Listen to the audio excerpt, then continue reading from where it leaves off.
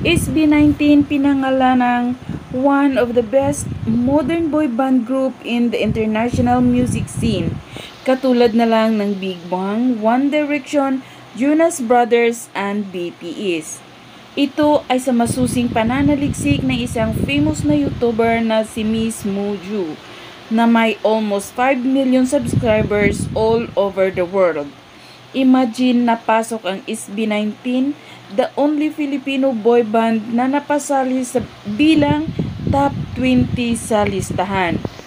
At take note guys, tinawag pa ni Miss Muju ang SB19 na trailblazer for new generation of Pinoy music.